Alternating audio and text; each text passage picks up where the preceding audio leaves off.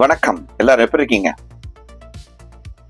ஒருத்தன் ஒரு பாலைவனத்துல ஒரு ஒட்டகத்துல போயிட்டு இருக்கான். அப்படி ஒட்டகத்துல போயிட்டு இருக்கும் பொழுது அவனுக்கு ரொம்ப தாகம், என்ன குணந்த தண்ணி எல்லாம் குடிச்சு முடிச்சிட்டான். இப்ப அவன்கிட்ட தண்ணி கிடையாது. அவனும் ரொம்ப களைப்பாயிட்டான். அவன் கொண்டு வந்த ஒட்டகமும் ரொம்ப களைப்பாயிடுச்சு. இப்ப அவனுக்கு தண்ணி வேணும். என்ன பண்றதுன்னு தெரியல. அப்போ தூரத்துல ஒரு சின்னனா ஒரு ஹேண்ட் பம்ப் ஒன்று தெரியுது, அதாவது குழாய் கிணறு. சரி, அது கிட்ட போய் தண்ணி இருக்கான்னு ட்ரை பண்ணி பார்க்கலாம். தன்னோட ஒட்டகத்தை இறங்கி இழுத்துக்கிட்டே போறான். அந்த ஒட்டகத்தாலே நடக்க முடியல. ஒரு மாதிரி 2 பேரும் தட்டு தடுமாறி அந்த கிணத்தடிக்கு வந்துட்டாங்க. இப்போ ஓடி போய் அந்த ஹேண்ட் பம்ப், அந்த ஹேண்ட் லிவர் இருக்குல்ல, அதை அடிச்சு பாக்குறான். தண்ணி வருது இல்ல.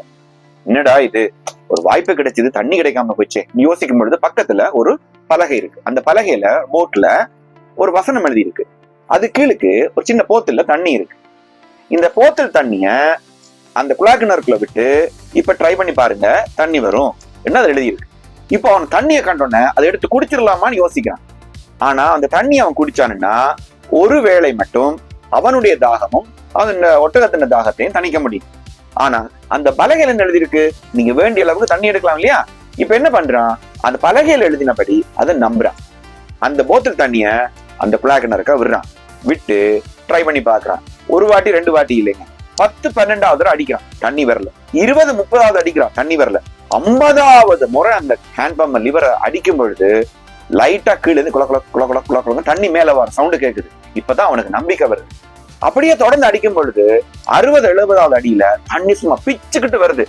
எவ்வளவு தண்ணி வேணுமோ அவ்வளவு தண்ணி வந்துட்டு இருக்கு. இப்போ அவன் தாராளமா சந்தோஷமா தண்ணியும் குடிச்சான், அந்த ஒட்டகத்துக்கு தாகம் தீத்தான். தேவையான அளவு கொண்டு வந்த பாத்திரத்துல எல்லாம் போட்டில் எல்லாம் தண்ணியை நிரப்பிக்கிட்டு அவனோட பயணத்தை போகலாம்னு கிளம்புறான். அந்த பயணத்தை போகலாம்னு கிளம்பும் பொழுது பக்கத்துல இன்னொரு போட்ல என்ன எழுதியிருக்குன்னா, மறந்துடாமல் நீங்கள் எடுத்து விட்ட அந்த போட்டில்ல மறுபடியும் தண்ணியை நிறைச்சி வையுங்கோ, பின்னுக்கு வாராக்களுக்கு அது பயன்படும் இருக்கு. அப்ப அதை மறக்காம என்ன பண்றான், அது முதல்ல இருந்து தண்ணி போட்டில் அதுல இன்னொரு வாட்டி தண்ணியை பிடிச்சு பின்னுக்கு வாராக்கள் உதவட்டும் என்று அந்த பலகைக்குள்ள வச்சுட்டு அவன் பயணத்தை போறான். இது ஒரு கதை. ஆனா இந்த கதைக்குள்ள இருக்கிற நீதி என்ன தெரியுமா, ஒரு வாய்ப்பு நமக்கு கிடைச்சா இந்த வாழ்க்கையை நாங்க மாற்றலாம், இப்ப இருக்கிற கஷ்டத்துல இந்த தரித்திரத்துல இருந்து வெளியில வரலாம் என்றது நிறைய பேருடைய ஆதங்கம். உண்டா இல்லையா? ஆனா நிறைய பேர் வாசல் தேடி சில வாய்ப்புகள் தானா வந்து கிடைக்கும். அப்படி தானா வந்து கிடைக்கும் பொழுது அந்த வாய்ப்பையே சந்தேகப்பட்டு, எப்படி அந்த வாய்ப்பையே சந்தேகப்பட்டு இந்த வாய்ப்பை பயன்படுத்தாமல் அப்படியே கைவிடுறாங்க பாருங்க, அவங்கதான் வாழ்க்கையில மிகவும் அதிர்ஷ்டமானவர்கள் என்று நான் நம்புறேன். உங்களை தேடி ஒருவேளை உங்க நண்பரா இருக்கலாம், அல்ல உறவினரா இருக்கலாம், ஏன் தெருவில் போற ஸ்ட்ரேஞ்சரா இருக்கலாம், ஒரு வாய்ப்பை கொடுத்தா எந்த வாய்ப்பையும் தங்கு தயவில்லாம பயன்படுத்தி பார்க்கணும்ன்ற உணர்வை நீங்க வச்சுக்கொள்ளுங்க. அதாவது வாழ்க்கையில முன்னேறுவதற்கு எங்கேயாவது ஒரு சின்ன ஒரு சந்தர்ப்பம் கிடைத்தா கூட கைவிட்டுறாதீங்க. ஏனென்றால் அது ஆண்டவன் கொடுத்த ஒரு வாய்ப்பா இருக்கும். நான் நம்புறேன் இந்த கதை உங்களோட வாழ்க்கையை மாற்றும் என்று. Think about it.